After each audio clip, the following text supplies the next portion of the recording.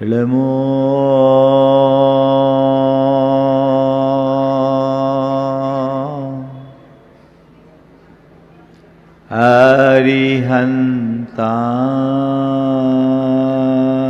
अरिहन्ताणं नमो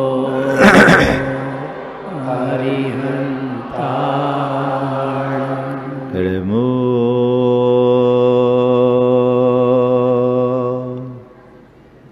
सिद्धारणं नमो सिद्धारणं नमो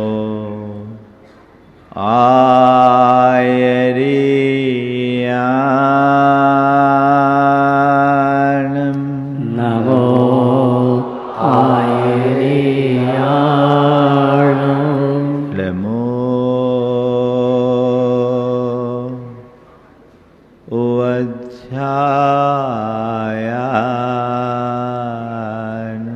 नमो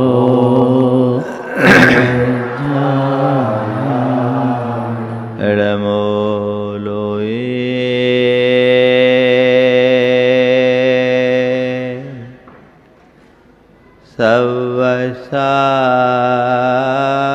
सवसाहुनं नमो सर्वेशाहुनं एसो पंच ळमोयारो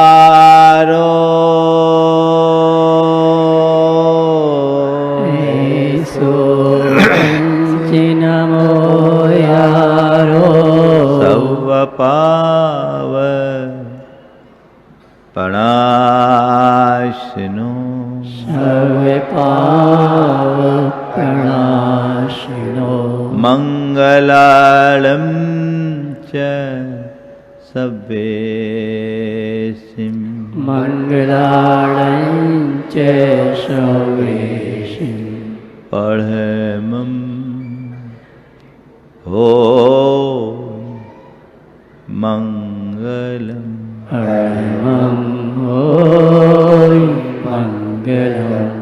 जय बोलो देवादिदेव खजराट श्री भगवान महावीर स्वामी की जय जय जय अहिंसा परमो धर्म की जय जय जय परम पूज आचार्य गुरुवर श्री विद्यासागर जी महाराज की जय जय जय आचार्य श्री समय सागर जी महाराज की गुणायतन प्रेता शंका सुनन भावना एक प्रवर्तक जन जन कृष्ण प्रखर वक्ता परम पूज्य मुनि श्री 160 प्रमाण सागर जी महाराज के मुनि श्री संधान सागर जी महाराज के नमोस्तु गुरुवर नमोस्तु नमोस्तु।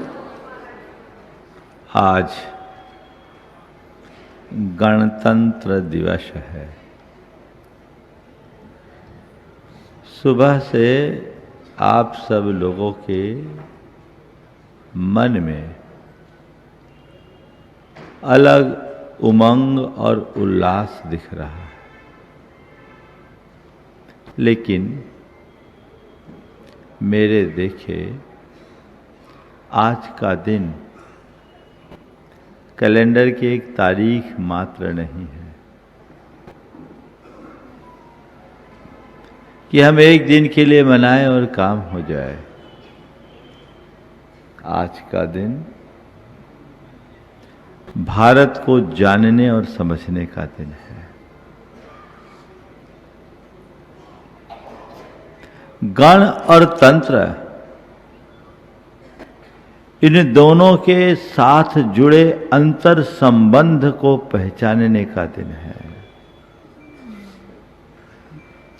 भारत की आत्मा को आत्मसात करके भारत और भारतीयता की पुनर्प्रतिष्ठा का दिन है। भारत की आंतरिक शक्ति को सार्वभौमिक शक्ति के रूप में परिवर्तित करने का दिन है। क्या है भारत? आज जब हम देखते हैं तो देखते हैं कि सब कुछ उलट पुलट सा गया है। लेकिन जिस पल हम भारत और भारतीयता को समझेंगे, उसी क्षण हमारे चिंतन की धारा बदलेगी। अगर भारत को हम केवल एक जमीन का टुकड़ा मानते हैं, तो ये हमारी बहुत बड़ी भूल है। हिमालय से हिंद महासागर तक फैला हुआ एक जमीन का भूभाग मात्र नहीं है, कोई भौगोलिक संरचना का नाम भारत नहीं है। भारत एक आस्था है, अहिंसा की। भारत आस्था है सर्वभूतात्म भावना की। भारत आस्था है आत्मौपौम्य दृष्टि की। भारत आस्था है वसुधैव कुटुंबकम की। उस भारत को हम समझे। जब हम अमेरिका की तरफ देखते हैं, तो अमेरिका का मतलब है शक्ति, और आज वो अपनी शक्ति का प्रकोप दिखाने के लिए आमादा है। और अब तो कई तरीके भी बदल गए। अब व्यापार कोई हथियार बनाया जाने लगा है, और एक देश दूसरे देश को अपनी कठपुतली बनाने का प्रयत्न कर रहा है। अमेरिका अपनी ताकत का लोहा मनवाने पर तुला है। यूरोप की तरफ दृष्टि देखते हैं तो वहां सुविधाएं दिखती है। अमेरिका यानी शक्ति, यूरोप यानी सुविधा, लेकिन जब भारत की तरफ दृष्टि जाती है तो यहां शक्ति नहीं, सुविधा नहीं, भारत तो साधना को प्रमुखता देता है। हमारा देश साधना का देश है, जहां नर से नारायण बनने का मार्ग है, जहां आत्मा से परमात्मा होने का मार्ग है, जहां कंकर से शंकर बनने का मार्ग है, जहां पामर से परमेश्वर बनने का मार्ग है, वो भारत है। भारत अपने इसी आंतरिक शक्ति के कारण अपनी वैशिष्ट बनाए हुए है, अपनी एक विशिष्ट पहचान को कायम रखे। भारत के पास जो दृष्टि है, वो दृष्टि उसे महान बनाती है। भारत ताकत के बल पर शक्तिमान भले ना बन पाए, पर तत्व ज्ञान के बल पर विश्व गुरु बनने की क्षमता रखता है। भारत के तत्व ज्ञान ने उसे विश्व गुरु बनने का श्रेय दिया। आज हमें उसे ठीक ढंग से समझने की जरूरत है। सवाल गणतंत्र दिवस के दिन भारत को समझने का। भारत को जब कभी हम देखते हैं तो बाहरी भारत को देखते हैं। एक बार गुरुदेव से लोगों ने कहा, गुरुदेव भारत अब विकासशील देशों में अग्रणी हो गया है। भारत अब विकासशील देशों में अग्रणी बन गया है। गुरुदेव ने कहा, भारत शीलवान बना रहे, विकास तो अपने आप हो जाएगा। यही भारत की आत्मा है। भारत पर न जाने कितने आक्रमण हुए, लेकिन आज भी भारत जीवित है। क्यों? क्योंकि भारत की सबसे बड़ी ताकत उसकी आस्था थी, जो आज भी अखंडित है। चीनी दार्शनिक कन्फ्यूशियस से किसी ने पूछा, किसी भी देश के लिए आधारभूत 3 चीजें कौन सी प्रमुख होगी? उसने कहा, आस्था, अनाज और सेना। किसी भी राष्ट्र की स्थिरता और सुरक्षा के लिए 3 प्रमुख आधार है, आस्था, अनाज और सेना। सामने वाले ने पूछा, अगर इस किसी एक की कमी हो तो? बोले, सेना के अभाव में आस्था और अनाज से देश चल जाएगा। बोले, 2 का अभाव हो? बोला, बिना सेना और अनाज के देश जीवित रह सकता है, मगर बिना आस्था के सुरक्षित नहीं हो सकता। आस्था हमारी मूल शक्ति है। आज के संदर्भ में आज का विषय है भारत, आस्था, संस्कृति और कर्तव्य का संगम। हमें समझना है भारत क्या है और अपनी आस्था को समझना है। हर व्यक्ति के हृदय में भारत और भारतीयता के प्रति आस्था होनी चाहिए। आपकी आस्था किसमें है? मन को टटोल करके देखो। मेरा भारत महान, ये बातें तो आप करते हो,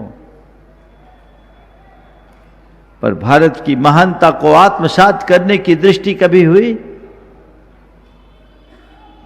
जब तक भारत के ऊपर आस्था नहीं हो, भारतीयता के प्रति आस्था ना हो, हृदय में भारतीयता ना बसे, तब तक हम भारत को महान नहीं बना सकते। बंधुओं, भारत की इस विशेषता को देखो। पूरे संसार में एकमात्र भारत ऐसा देश है जिस देश में इस देश को माता का संबोधन दिया गया। हम सब भारत माता की जय बोलते हैं, वंदे मातरम का नारा लगाते हैं। कहीं नहीं मिलेगा। संसार में एक ही धरती है जिसे माता कहा गया, भारत माता। काश उस मातृत्व से हम ओतप्रोत हों। ये माता उसी के लिए माता है जिसके हृदय में आस्था है।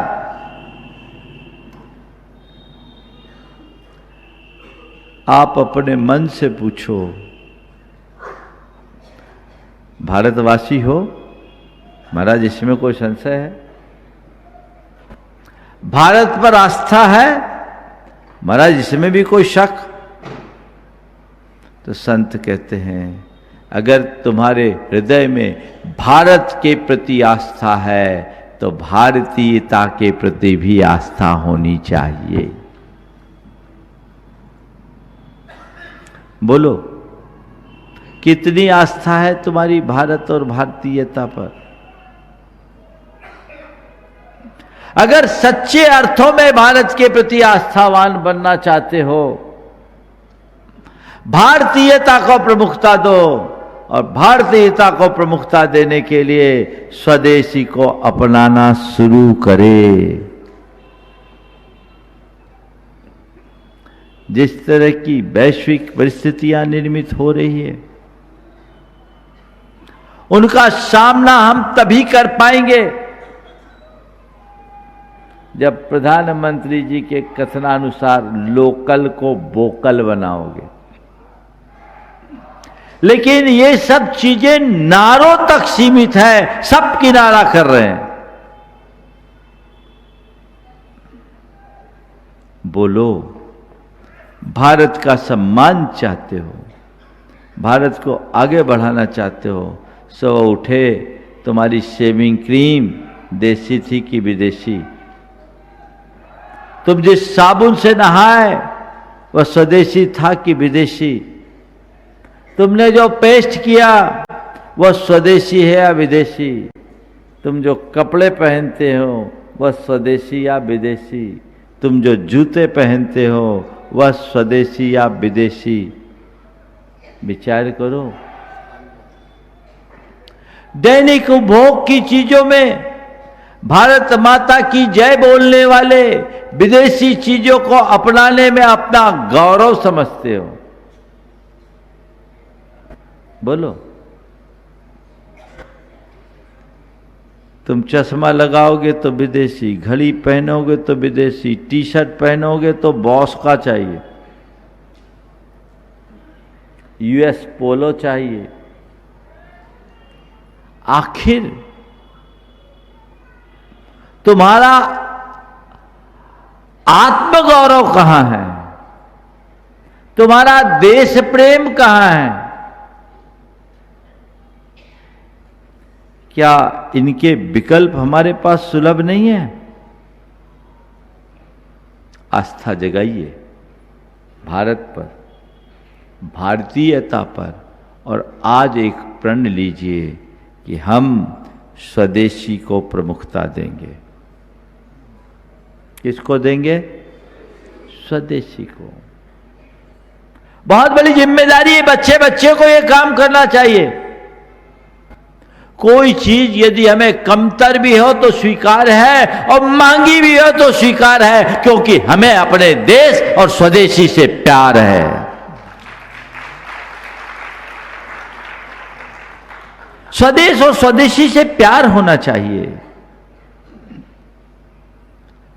कंफर्ट मत देखिए, अपनी वास्तविकता को पहचानिए। स्वदेशी के प्रति लगाव, स्वदेशी को प्रमुखता, गुरुदेव हमेशा कहते थे। 4 बातें वे कहते थे: स्वदेशी, स्वभाषा, स्वरोजगार और स्वावलंबन। इन्हें प्रमुखता दीजिए,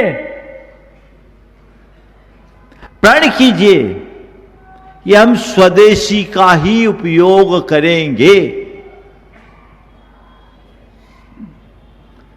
ऑनलाइन भी हम मंगाएंगे तो हम अमेजन और फ्लिपकार्ट के प्लेटफॉर्म में जाने की जगह भारत सरकार के जो प्लेटफॉर्म है उसका प्रयोग करेंगे।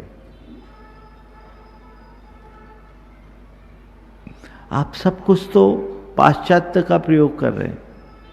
हालांकि ये एक अच्छी बात है कि भारत सरकार भारतीय चीज़ों को बढ़ावा दे रही है, और टेक्नोलॉजी के क्षेत्र में भी भारत में बहुत सारे ऐसे पोर्टल्स आ गए हैं जिनका माध्यम से आप अपनी आवश्यकताओं की पूर्ति कर सकते हैं। मैं खासकर युवाओं से कहना चाहता हूं, तुम्हारे पास साधन सुलभ हो गए, उंगलियों पर सब कुछ है, एक क्लिक में तुम्हारा खाना तुम्हारे घर आ जाता है, लेकिन ये तो देखो कि इसका पैसा कहां जाता है, इसका लाभांश किसको मिल रहा है। आज अगर आप अपना पैसा बाहर भेज रहे हैं तो ये मान करके चलना अपने देश को कमजोर कर रहे हैं और विदेशियों ताकतों को और बलवान बना रहे हैं। अगर देश के 140 करोड़ जनता ठान ले तो मैं समझता हूं भारत की आंतरिक अर्थव्यवस्था ही नहीं, भारत की अवस्था भी मजबूत होगी। आस्था प्रगाढ़ होनी चाहिए। वो आस्था कहां खो जाती है? अरे भैया चलता है, आप तो इसको अपने स्टेटस का सिंबल मानते हो। जो आदमी बॉस के टी शर्ट को अपना स्टेटस मानता है वह सच्चे अर्थ में भारतीयता के प्रति निष्ठावान नहीं माना जा सकता।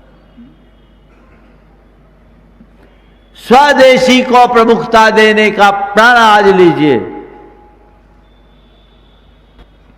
यह आपके भारतीय होने का प्रमाण होगा, भारतीयता के प्रति आस्था की अभिव्यक्ति का आधार बनेगा। स्वभाषा का प्रयोग कीजिए। विदेशी भाषा का उपयोग तभी कीजिए जब वो अत्यंत जरूरी हो, सामने वाला न समझता हो। आज आप अंग्रेजी बोलने में अपने आप को गौरवान्वित महसूस क्यों करते हो? क्या हमारी भाषा कमजोर है? सच्चे अर्थों में देखा जाए तो हिंदी ज्यादा समृद्ध भाषा है। हिंदी का शब्दकोश ज्यादा बड़ा है। और संस्कृत का तो और विशाल है। हम क्यों विदेशी भाषाओं को प्रमुखता देते हैं? उसके अधीन हम क्यों हो गए? विदेशी हुकूमत ने अपने शासन के दौर में केवल एक ही काम किया है, वह है हमारी आस्था को खंडित करने का। हमारी आस्था खंडित हुई, सोच बिगड़ गई, परिणाम सामने। अंग्रेज चले गए, पर अंग्रेजियत आज भी सब पर हावी है। बदलाव चाहिए। आज प्रण कीजिए कि मैं अपनी मातृभाषा को प्रमुखता दूंगा, स्वदेशी को अपनाऊंगा, स्वभाषा का प्रयोग करूंगा। आज सब मन बड़ा आनंदित होता है जब प्रधानमंत्री जी अमेरिका जैसे देश में जाकर के भी शुद्ध हिंदी में अपना वक्तव्य देते हैं। हम चीन से प्रेरणा लें, हम जापान से प्रेरणा लें, हम फ्रांस से प्रेरणा लें, हम जर्मनी से प्रेरणा लें। चीन में जो भी बोलेंगे वो चाइनीज बोलेंगे, रसिया में जो बोलेंगे वो रशियन बोलेंगे, जर्मनी में जो भी होगा जर्मनी भाषा में होगा, जापान में जो होगा जापानीज में होगा। भारत है, सब चलता है, सब चलता है। आखिर क्यों? अपने आप को मजबूत बनाओ। इस मानसिकता से ऊपर उठिए। और हमें आज कुछ नहीं करना, अपने समाज में उस आस्था को पुनर्प्रतिष्ठित करना है। युवाओं के हृदय में अपने भारत और भारतीयता के प्रति आस्था जगानी है। अगर ये जग गया, सब पलट जाएगा। केवल सोच ही तो बदलना है, सोच ही बदलना है। बस एक बात अपने मन मस्तिष्क में बिठाल दीजिए कि अगर हम बाहरी चीजों का उपयोग करते हैं तो बाहरी ताकतों को मजबूत करते हैं। अगर हमें अपने देश को मजबूत करना है तो स्वदेशी प्रेम अत्यंत जरूरी है। इस पर अपनी दृष्टि होनी चाहिए। स्वावलंबी बनिए और स्वरोजगार को बढ़ावा दीजिए। आज का समय कृत्रिम बुद्धिमत्ता के युग का युग आ गया है। AI तकनीक ने सारी व्यवस्थाओं को बदल दी है और तकनीक के आधार पर जितने भी लोग हैं वे सब प्रभावित हुए बिना नहीं रहेंगे। सर्विस सेक्टर पर इसकी गाज गिरेगी। आज बड़ी बड़ी कंपनियां एक एक साथ हजारों हजार लोगों को बेरोजगार बना रहे हैं। हम सब देख रहे आए दिन। ऐसे मौके पे आप तभी अपने आप में समर्थ बन सकोगे जब स्वरोजगार को बढ़ावा दोगे।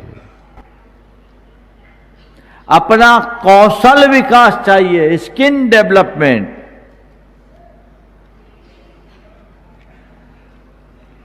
जिसे गुरुदेव ने बढ़ाया हथकरघा के माध्यम से।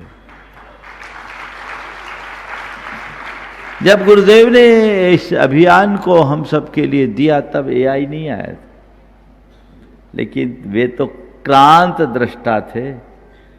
उन्होंने समय से पहले ही चीजों को पहचान लिया।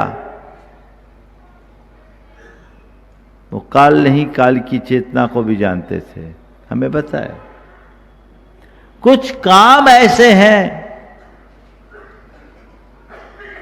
जिसे तकनीक से पूरा नहीं किया जा सकता और हमें वही सीखना चाहिए ताकि हमारी पर निर्भरता खत्म हो और हम अपने आप को मजबूत बना सके। तो आस्था, भारत पर आस्था। अगर किसी के भारतीयता पर प्रश्न उठाए तो तो किसी को अच्छा नहीं लगेगा, और मैं भी किसी पर प्रश्न उठाना नहीं चाहता, लेकिन आपको अपने अंदर झांक कर देखना चाहिए कि मेरे अंदर भारतीयता कितनी है, मैं अपने देश के प्रति कितना निष्ठावान हूं, मेरी आस्था कैसी है। जब तक आप इस बात पर गहराई से विचार नहीं करोगे तब तक काम नहीं चलेगा। आपके हृदय में वैसा प्रेम होना चाहिए। दूसरी बात है संस्कृति। हमें अपनी सांस्कृतिक निष्ठा को बनाकर रखने की जरूरत है। हर व्यक्ति को अपनी सांस्कृतिक विरासत को जानने की आवश्यकता है। हमारी सांस्कृतिक परंपरा क्या है, हमारी सांस्कृतिक विरासत क्या है, इसे जब तक हम ठीक तरीके से नहीं जानेंगे अपने आप को आगे नहीं बढ़ा पाएंगे। भारत की संस्कृति क्या है, भारत की संस्कृति क्या है? भारत ने कभी सत्ता का विस्तार नहीं किया, भारत ने सद्भावना का विस्तार किया। भारत वसुधैव कुटुंबकम का संदेश पूरे विश्व को बहुत पहले दिया। जियो और जीने दो की संस्कृति भारत की संस्कृति है। परस्परोपग्रहो जीवानाम की संस्कृति भारत की संस्कृति है। आत्मोपम्य की भावना भारत की संस्कृति है। वसुधैव कुटुंबकम की भावना भारत की संस्कृति है। भारत की संस्कृति क्या है? भारत की संस्कृति केवल इसमें है कि सब कोई सुख चैन से रहे, प्रेम और सद्भाव से रहे, जहाँ बुजुर्गों का मान सुरक्षित हो, जहाँ स्त्रियां सुरक्षित हो और जहाँ बच्चों का भविष्य सुरक्षित हो, वो भारत की संस्कृति है। एक बार एक विचारक से किसी ने पूछा कि आपके देश में महिलाओं की स्थिति बहुत खराब है, आपके देश में महिलाओं की स्थिति बहुत खराब है। उन्होंने कहा यह आपकी भयानक भूल है, यह आपकी बहुत भयानक भूल है। हमारे देश में महिलाओं को जो सम्मान दिया जाता है वो किसी को नहीं दिया जाता, और हमारे देश में एक दिन ऐसा दिन होता है जिसको रक्षाबंधन के नाम से मनाया जाता है, जिस दिन कोई स्त्री किसी पुरुष के हाथ में एक धागा बांधती है तो जीवन भर वो उसकी बहन बन जाती है, वो उसकी सुरक्षा के लिए तत्पर हो जाता है। ये हमारी संस्कृति इतनी पवित्रता की संस्कृति है। आपके यहाँ तो स्त्री पुरुष का संबंध केवल स्त्री पुरुष की तरह होता है, और हमारे देश में अपनी ब्याहता पत्नी या पति के अतिरिक्त संसार की हर स्त्री और हर पुरुष माँ बेटा और भाई की तरह, माँ बेटी और बहन की तरह, या पिता पुत्र और भाई की तरह बन जाता है। ये भारत की संस्कृति है। वो सांस्कृतिक निष्ठा आज चरमरा रही है, भोगवाद चरम पर जा रहा है। हमारी संस्कृति उपभोग की नहीं, हमारी संस्कृति भोग की नहीं, हमारी संस्कृति श्रद्धा, सेवा और समर्पण की संस्कृति है। हमारी संस्कृति साधना की संस्कृति है। वो निष्ठा अपने अंदर होनी चाहिए। ऐसी सांस्कृतिक निष्ठा जब हमारे मन में जागेगी तभी आप भारत का गौरव बढ़ा सकेंगे, भारत को आगे बढ़ा सकेंगे। हमारी भारतीय संस्कृति के प्रति आजकल रुझान बहुत कम होता जा रहा है। पाश्चात्य संस्कृति की चकाचौंध में लोग अपने मूल्यों को गौण करते जा रहे हैं, निष्ठाएं गौण होते जा रही है। आज लोग अपनी सांस्कृतिक परंपराओं को मिटाने में तुल गए हैं, उनका मजाक उड़ाने में लग गए हैं। जो सांस्कृतिक परंपरा के साथ जीता है लोग उसे बहुत दकियानुसी मानने लगे हैं। ये विकृत सोच का परिणाम है। अपने अंदर अपनी सांस्कृतिक पहचान बना करके चलना चाहिए। एक बार किसी ने नेहरू जी से पूछा, आप ये चूड़ीदार पैजामा और कुर्ता क्यों पहनते? तो उन्होंने कहा, देख भाई, किसी विदेशी के पास हम सूट पहन करके जाएंगे तो वो हमसे बढ़िया सूट पहन करके आ सकता है, लेकिन हम अपना देसी परिधान पहनेंगे उसके पास उसका कोई ऑप्शन नहीं है। इसकी एक अलग पहचान बने। सांस्कृतिक मूल्यों को महत्व दीजिए। मेरे संपर्क में एक व्यक्ति, उनका बेटा लंदन में था, एक बड़ी कंपनी में जॉब किया और 4 साल में उसे उस कंपनी के सीईओ के लेवल पर पहुंचा दिया गया। 4 साल में एक बड़ी कंपनी का सीईओ बना दिया। क्यों बनाया? कंपनी के मालिक ने कहा, उसको देखा और कहा कि मुझे तुम में भारत के दर्शन होते हैं, तुम में भारत के दर्शन होते हैं। मैंने देखा इतनी बड़ी कंपनी में काम करने के उपरांत भी तुमने अपनी भारतीयता को नहीं छोड़ा, तुम उसे अपना करके रखे हो। हम उससे प्रभावित हैं। हम जानते हैं जो अपने मूलभूत सिद्धांतों को में दृढ़ रहता है वही कुछ अच्छा कर सकता है। इसलिए मैं तुम्हें सीईओ तक पहुंचा रहा हूं। 4 साल में सीईओ। तुम में भारत के दर्शन होते हैं। आप क्या प्रदर्शित कर रहे हैं? अरे सब चलता है, कॉम्प्रोमाइज कर लो। इस चकाचौंध से बाहर निकलने की आवश्यकता और अपेक्षा है। जब तक आप उधर से अपने आप को हटाइएगा नहीं, जीवन में कोई स्थायी बदलाव घटित नहीं हो सकता। अंतरंग में वैसा बदलाव घटना चाहिए। जीवन की दिशा परिवर्तित होनी चाहिए। जब तक बच्चे के हृदय में सांस्कृतिक निष्ठा जागृत नहीं हो तब तक कुछ नहीं हो सकता। और सांस्कृतिक निष्ठा को जगाने के लिए हमें वैसी शिक्षा और वैसे संस्कार देने चाहिए। आज की शिक्षा व्यवस्था बदल गई, संस्कार गौण होते जा रहे हैं। जब शिक्षा और संस्कार उल्टे होंगे तो फिर हमारी संस्कृति भला कैसे फलेगी फूलेगी।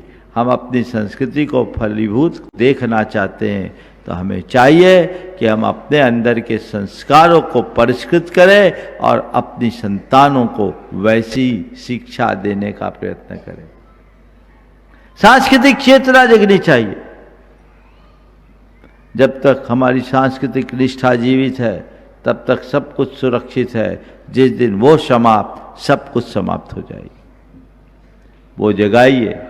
संस्कृति के प्रति प्रेम के बिना हम जीवन को आगे नहीं बढ़ा सकते। इसलिए मैं सबसे कहना चाहता हूं, अपनी संस्कृति को जानिए।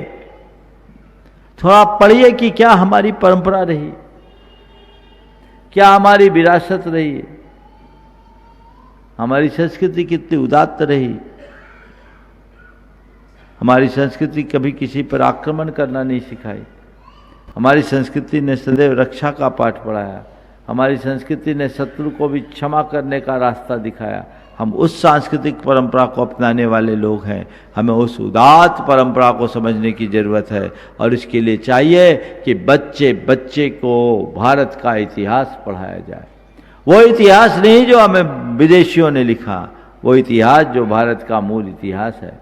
हमारे इतिहास को भी बहुत गलत तरीके से प्रस्तुत किया गया, तोड़ा मड़ोड़ा गया, तथ्यों की अनदेखी की गई। उसका परिणाम कि आज की पीढ़ी हमारे इतिहास के सुनहरे पृष्ठों से अनजान है। उनको वह सब चीज़ें बताई गई जो भारत की मूलभूत अवधारणा के विरुद्ध है और लोग हमसे विमुख हो रहे हैं।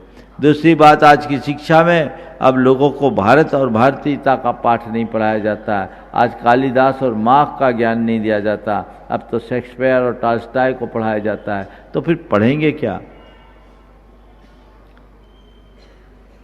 जिस तरह का खाद पानी मिलेगा, बीज तो वैसे ही पल्लवित होगा। और आज मैं यही देख रहा हूँ, भारतीय बीज को विदेशी खाद मिल रहा है, फसल बिगड़ रही है। भारतीय बीज को विदेशी खाद मिल रहा है, फसल बिगड़ रही है। निर्भरता छूटनी चाहिए। उसके लिए कोई ठोस उपक्रम होना चाहिए जो जीवन की दिशा और दशा को ठीक कर सके। हर व्यक्ति के हृदय में सांस्कृतिक चेतना जगे। हम वो युग था जब लोग अपनी संस्कृति के लिए मर मिटने को तैयार थे, और आज युग है हमें कुछ भी हो, संस्कृति जाए भाड़ में, अपना उल्लू सीधा होना चाहिए। यही सोच विकृत सोच है। जब तक इस तरह की सोच से हम बाहर नहीं आएंगे तब तक कुछ अच्छा नहीं कर पाएंगे। गणतंत्र दिवस के इस उत्सवी वातावरण में आज सबके हृदय में उमंग है, उल्लास है। प्रण कीजिए, हम सब कुछ छोड़ेंगे, अपनी संस्कृति को नहीं छोड़ेंगे। अपनी भाषा में, अपनी भूषा में, अपने भोजन में और अपने भेषज में हम अपनी संस्कृति का ख्याल रखेंगे। मेरी भाषा में मेरी संस्कृति झलकनी चाहिए। आज आपकी भाषा बदल गई, हमारी संस्कृति में प्रेम, परस्परता, आत्मीयता जैसे गुण झलकते थे।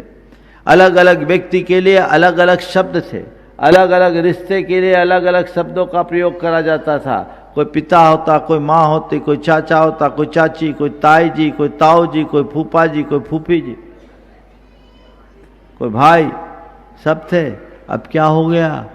अंकल और आंटी, खत्म। आप क्यों इतना गौरवान्वित होकर के ऐसे शब्दों का प्रयोग करते या सुनना चाहते हैं? क्या अच्छा हो कि कोई तुम्हें अंकल कहे और आप उसे टोको, भाई अंकल मत कहो, मुझे चाचा कहो तो अच्छा लगेगा, कह सकते हो।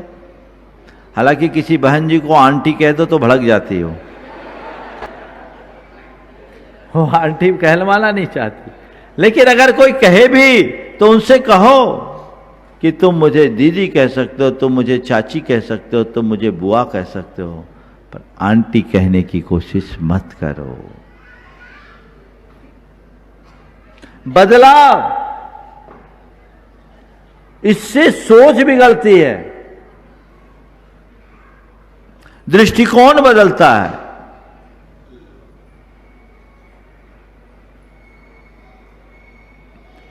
देखिए हमारी संस्कृति की कैसी छाप पड़ती है। विवेकानंद जी जब शिकागो में विश्व धर्म संसद में अपना पहला व्याख्यान देने गए तो उनका पहला वाक्य था सिस्टर्स एंड ब्रदर्स। सब जगह लेडीज एंड जेंटलमैन कहते हैं। जैसे भाई बहनों कहा, लोग आश्चर्यचकित रह गए, तालियों की गूंज आ गई। ये भारत की संस्कृति है जो सबको अपना मानती है और अपना बनाने की प्रेरणा देती है। उसकी भाषा में भी ये भाव झलकता था। सोच बदल गई, भाषा बदल गई।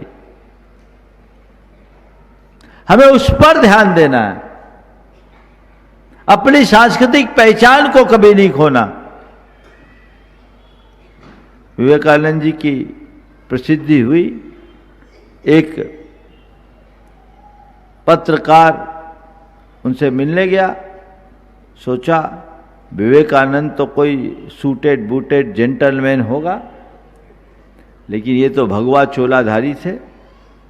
जब पता लगा कि यही मिस्टर विवेकानंद है तो कहा, श्रीमान आप ही विवेकानंद है? बोले जी हाँ। तो आप कपड़े कैसे पहने हो? ये आपके कपड़े कैसे हैं? क्या आपका यही कल्चर है? विवेकानंद जी का चेहरा सांस्कृतिक गौरव से उद्दीप्त हो उठा। उन्होंने कहा, हाँ, हमारे और आपके देश की संस्कृति में इतना ही अंतर है। आपकी संस्कृति आपके कपड़ों पर है, जिसे एक टेलर सिलता है, और हमारी संस्कृति हमारी चरित्र पर है, जिसे हमारा गुरु गढ़ता है। चरित्र की उज्ज्वलता कब होगी? सांस्कृतिक निष्ठा से होगी। भाषा पर नियंत्रण। संबोधन में हम उन्हीं शब्दों का प्रयोग करें जो हमारी पारंपरिक शब्दावली है। शुरुआत कीजिए। आज के दिन गणतंत्र दिवस में सब लोग एक प्रण ले कि हम किसी को भी संबोधन देंगे तो भारतीय परंपरा के अनुरूप देंगे, और कोई हमें उल्टा संबोधन देगा तो हम विनम्रता से उसे प्रेरित करेंगे कि तुम हमें ऐसा बोलो तो ज़्यादा अच्छा लगे। उलझना मत, लड़ना मत, डांटना भी मत। आप उससे कहो, भाई साहब आप मुझे ऐसा बोलोगे तो ज़्यादा अच्छा लगेगा, प्रेरणा मिलेगी। क्या जरूरत है अंधानुकरण का? कर सकते हैं। आपका बच्चा आपको पापा बोलता है, आप खुश होते हैं। पिताजी बोले तो क्या बुराई है? सिखाओ। माँ बोलना सिखाओ। मम्मी क्यों, अब तो और कुछ हो गया, ममा हो गई, हाँ मॉम हो गई, समय के अनुरूप। अब दादा दादू बन गए। ये क्यों? बदलाव लाइए।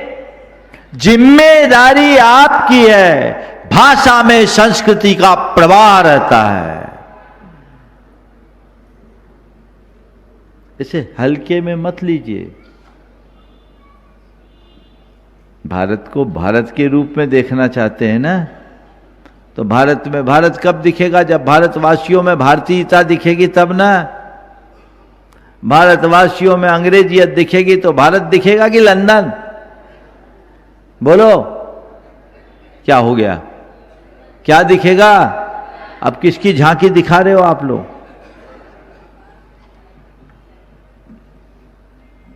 सबको गंभीरता से मंथन करने की जरूरत है। वेशभूषा, भारतीय परिधान तो अब खत्म हो गए, सब पाश्चात्य होता जा रहा है।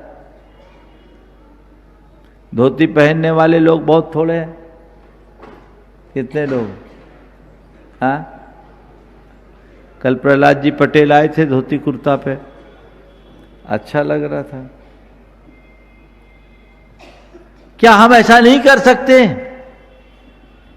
ठीक है, आप अपनी सुविधा से कोई भी वस्त्र पहनिए, लेकिन कम से कम कुछ दिन तो महीना में भारतीय परिधान पहनने का प्रण लीजिए। संकल्प लो कि महीना में 1-2 दिन तो मैं धोती कुर्ता पहनूंगा। अब महिलाओं की साड़ी अब धीरे धीरे गोल होते जा रही है, धीरे धीरे गोल हो रही। कोविड के बाद मैंने देखा है बहुत तेजी से परिवर्तन आया। और देखो एक बात बोलता हूं, इसमें भी एक बहुत बड़ा रहस्य छिपा है। हमारे जो कपड़े थे ना, धोती पंचा पुरुषों का, बाप को भी वही पहनने में आ जाए, बेटा भी वही पहन ले, एक दूसरे का भागीदार बन जाए। साड़ी थी, माँ भी वही पहन ले, बेटी भी वही पहन ले, सास भी वही पहन ले, सास बहू भी वही पहन ले, देवरानी भी वही पहन ले, जेठानी भी वही पहन ले। इसमें क्या था? परस्परता और प्रेम की भावना छिपी थी। एक दूसरे के साथ संवाद जुड़ता था। मेरी तुम पहन ले, तुम्हारी हम पहन लेते हैं, खत्म। उनने क्या किया? इसको खत्म करने के लिए सबकी अलग अलग ड्रेस बना दी। सूट तो सबकी अलग अलग ही होगी, फिटिंग सबकी अलग अलग, खत्म। पहले जो 2 में काम होता था, अब दोनों लोगों के लिए 2-2 चाहिए, तो 4 हो गया। अंतर। आपने इसे केवल सुविधा के रूप में देखा, लेकिन इसके पीछे छिपे हुए रहस्य को पहचानने में चूक कर दी। सब अब आत्म केंद्रित होते जा रहे हैं। हमारे रिश्ते नाते संबंध सब सिकुड़ते जा रहे हैं। हमारे परंपरागत मूल्य छीन होते जा रहे हैं। चीजें सामने है ना। अब तो आहार की व्यवस्था में हम लोग टाइट न रहे तो धोती पूरी तरह गोल हो जाए, साड़ियां भी गोल हो जाए। हाँ, उसमें भी आजकल सीधी सिलाई धोतियां आने लगी। ये भी एक प्रकार की गड़बड़ी है। समझिए, क्या पहनना नहीं पहनना ये आपकी चॉइस है, आपका अपना चुनाव है। लेकिन अपनी परंपरा को पहचानना, उसे संभालना सबकी जिम्मेदारी है। हमारी सांस्कृतिक परंपरा दिखनी चाहिए।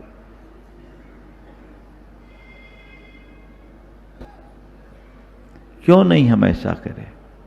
आज अगर आप लोग ये प्रण ले कि महीने में हम 1 दिन धोती दुपट्टा पे रहेंगे, धोती कुर्ता पहन के जाएंगे, बहुत अच्छा होगा।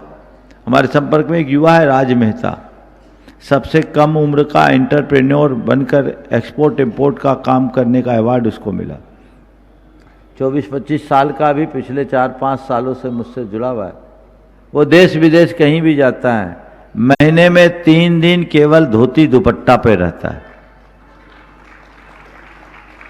धोती दुपट्टा पे जाता है।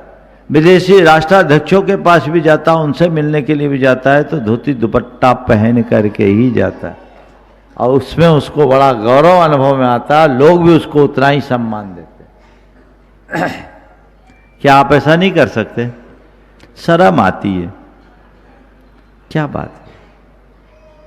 अपनी परंपरा को आगे बढ़ाने वाले को गर्व होना चाहिए, शर्म नहीं। शर्म तो कुकर्मी को होना चाहिए।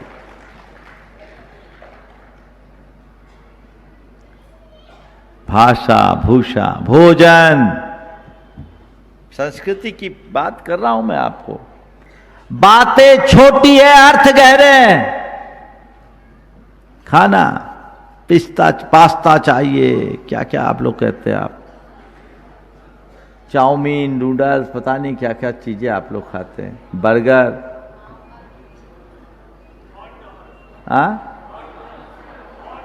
Hot dog.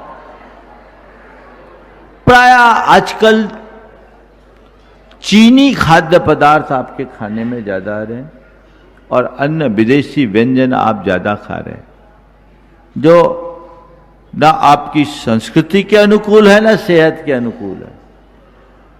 और देखो विडंबना, पश्चिम के लोग कढ़ी जैसी चीज का पेटेंट बना रहे हैं और तुम उधर भाग रहे हो। जो स्वास्थ्यकर और सुखकर हो वो भोजन करो ना। आजकल आप लोग भी है ना, एक तो बनाना ही कम जानती हो और जो बनाते हैं भारतीय व्यंजनों को तो बनाना ही नहीं जानते। आज की महिलाएं हैं, अपनी पुरानी महिलाओं को देखो कितने प्रकार के मिष्टान और पकवान बनाने में निष्णात होती थी। अब कुछ नहीं, जानते नहीं, और बनाएंगे भी तो वही जो यूट्यूब में देख देख के आपने सीखा है। क्या है? हम अपनी परंपरा का ज्ञान कैसे करेंगे? पहले घर की जो दादियां होती थी, घेवर, फीनी, गुजिया, मुजिया, न जाने क्या क्या चीजें बना लेती थी और सब चीजें घर में ही बनता था। अब थोड़ी बुजुर्ग महिलाएं तो फिर भी जानती होगी, लेकिन संस्कारधानी है इसलिए बना लेती। लेकिन इसका प्रशिक्षण होना चाहिए। कुछ लोगों को ये प्रेरणा देना चाहिए कि हम नहीं, भारतीय व्यंजन, भारतीय पकवान, हमारे भोजन में सात्विकता दिखनी चाहिए, हमारे भोजन में भारतीयता दिखनी चाहिए। हमारी थाली देखकर लोग जान ले ये भारतीय है। क्यों हम इधर उधर की चीजों को ले? हिंसा से भी बचेंगे और अपनी सेहत भी बचा के रखेंगे और उससे अपने देश का गौरव भी बढ़ा सकेंगे। तब हमारी भावना अच्छी होगी, तब हम अपनी सांस्कृतिक परंपरा को आगे बढ़ा पाएंगे। तो भारत आस्था, संस्कृति और तीसरे चरण में कर्तव्य का संगम। हमारी परंपरा क्या है? हमें यह नहीं देखना कि हमारे अधिकार क्या है। यद्यपि आज हमारा संविधान लागू हुआ, संविधान हमारा अधिकार बताता है, पर संस्कृति हमें हमारा कर्तव्य बताती है। हम हमेशा अपने कर्तव्यों की बात सोचें। आज लोग उल्टी बात करते हैं, सब अपने अधिकारों की बात करते हैं। एक बच्चे ने कहा मेरा राइट क्या है, मेरा इसमें राइट क्या है? कहा तू राइट हो जा, अपने आप राइट मिल जाएगा। जीवन तो सही बनाओ, राइट राइट की क्या रटना लगे।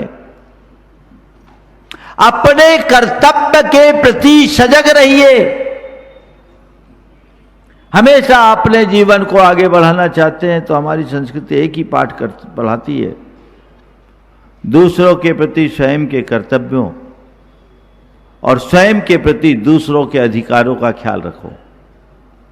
उसका मेरे प्रति क्या अधिकार है ये देखो, और मेरा उसके प्रति क्या कर्तव्य है ये देखो। मेरा इस देश में ये अधिकार वो अधिकार, बातें तो करते हैं, पर मेरा इस देश के प्रति क्या कर्तव्य, इसका ध्यान रखते हैं? स्वच्छ भारत हो, ये बात करोगे और कचरा सड़क पर डालोगे? बोलो, क्या है मेरा कर्तव्य? हर व्यक्ति कर्तव्यनिष्ठ बने, अधिकारों की रक्षा करना सरकार का काम है, पर हमारा कर्तव्य हम संस्कार सरकार के ऊपर आश्रित न हो, अपने संस्कारों पर आश्रित हो। कर्तव्य का अनुपालन ये दृढ़ता से यदि हो जाए तो जीवन की दिशा और दशा सब बदल जाएगी। तो हम भारत को भारत बनाना चाहते हैं। गुरुदेव आचार्य ज्ञान सागर जी महाराज के श्लोक का उद्धरण देकर कहते थे, मनुजो मानवो भूयात भारतः प्रतिभारतः। हर मनुष्य में मनुष्यता की प्रतिष्ठा हो, तब भारत प्रतिभारत होगा। भारत अपने पुराने गौरव को पुनर्प्रतिष्ठित कर पाएगा, और उसके लिए यही 3 तत्व है, आस्था, संस्कृति और कर्तव्य। इन तीनों का संगम हो तो जीवन अच्छा बन सके, अपने जीवन को आगे बढ़ा सके। आज के गणतंत्र दिवस के संदर्भ में मैं सार संक्षेप में इतना ही संदेश देना चाहूँगा। आप इन्हें समझें और आत्मसात करके गंभीरता से मनन मंथन करें। बच्चे बच्चे के हृदय में ये भाव जागृत हो, ताकि अपने देश का गौरव बढ़ा सके, अपनी सांस्कृतिक विरासत को संभाल सके और कुछ अच्छा कर सके। बंधुओं, कल का दिन बहुत ही गौरवशाली महत्वपूर्ण दिन है। कल परम पूज्य गुरुदेव का दूसरा समाधि दिवस हम सब मनाएंगे। गुरुदेव के चरणों में अपनी श्रद्धा भक्ति प्रकट करेंगे। कल का कार्यक्रम ठीक समय पर होगा। उससे पूर्व गुरुदेव की संगीतमयी पूजा। कल आप लोगों को थोड़ा पहले आना है, 8:30 बजे आना है। कितने बजे आना है? 9 बजे नहीं आना है। सब काम छोड़ के कल तो आना ही है। जैसे आप लोग कल भावना योग में टाइम पर आ गए थे, ऐसे ही कल भावना से भरकर समय पर आना है। आधा घंटा पूजन होगी और उसके उपरांत फिर कल गुरुदेव के चरणों में हम सब अपनी विनयाञ्जलि अर्पित करेंगे। और उसके बाद 30 तारीख से सिद्ध चक्र महामंडल विधान की शुरुआत होनी है। तैयारियां सारी हो गई है। सब लोगों ने अपने अपनी मनो भावनाएं बना ली है। अब तो बस ये देखना है कौन कहाँ मौका पाता है। घट यात्रा, अकेले घट यात्रा नहीं होगी, देव शास्त्र और गुरु तीनों की यात्रा होगी। और आप सबको उसमें पूर्ण उमंग और उल्लास के साथ अपनी सहभागिता दिखानी है, ताकि पूरे अंचल को ये संदेश मिले कि जबलपुर में कोई महान अनुष्ठान संपन्न होने जा रहा है। ये सूचनाएं आप खुद और सब तक पहुंचा दे। और एक बात तय कर ले कि 30 तारीख से विधान है। जब तक विधान है तब तक हमको कहीं आना जाना नहीं है। 8 दिन हमें जबलपुर में ही रहना है, न केवल खुद रहना है, अब तो अपने रिश्ते नातेदारों को भी बुलाकर इस महोत्सव का आनंद देना है। ये प्रयास सबको करना चाहिए। समय आप सबका हो गया, यहीं पर विराम। मंगल भावना एक साथ। मंगल मंगल होय जगत में सब मंगल में होय। मंगल मंगल होय जगत में सब मंगल में हो। इस धरती के हर प्राणी का मन मंगल में होय।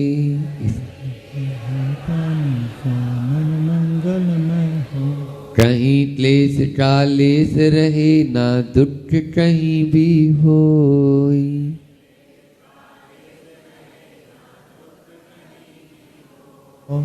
मन में चिंता भय न सतावे, रोग सोच नहीं होय।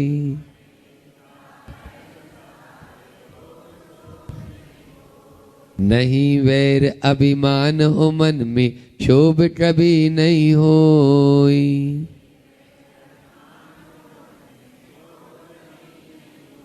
मैत्री प्रेम का भाव रहे नित मन मंगल में होय। मैत्री प्रेम का भाव रहे नित मन मंगल में होय। मंगल मंगल होय जगत में सब मंगल में होय।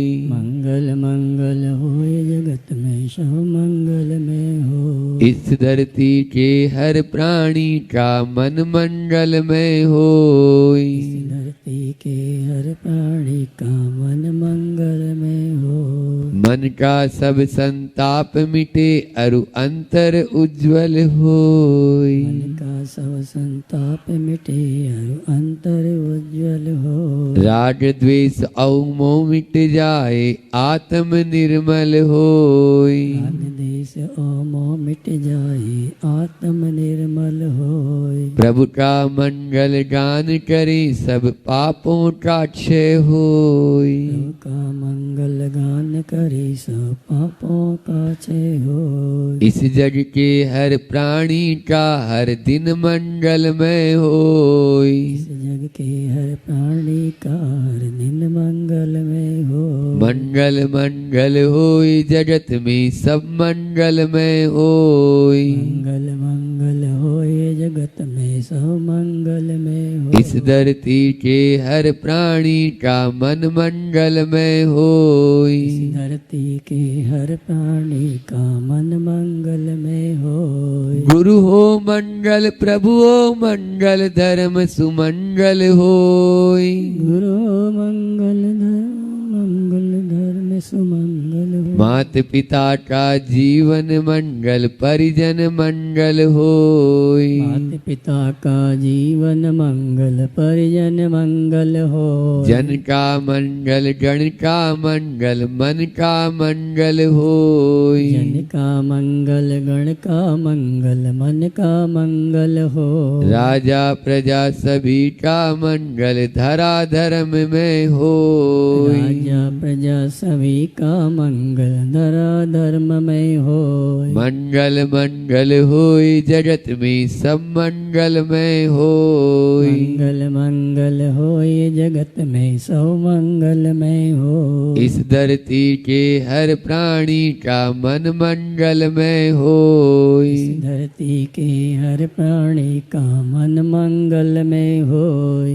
मंगल में हो प्रात हमारा रात सुमंगल होय। मंगल में हो प्रात हमारा रात सुमंगल हो। जीवन के हर पल हर क्षण की बात सुमंगल होय। जीवन के हर पल हर क्षण की बात सुमंगल होय। घर घर में मंगल छा जावे जन जन मंगल होय। घर घर में मंगल छा जावे जन जन मंगल हो। इस धरती का कण कण पावन ओ मंगल में होय। इस धरती का कण कण पावन ओ मंगल में होय। मंगल मंगल होय जगत में सब मंगल में होय। मंगल मंगल होय जगत में सब मंगल में होय। इस धरती के हर प्राणी का मन मंगल में होय। इस धरती के हर प्राणी का मन मंगल में हो। सब जग में मंगल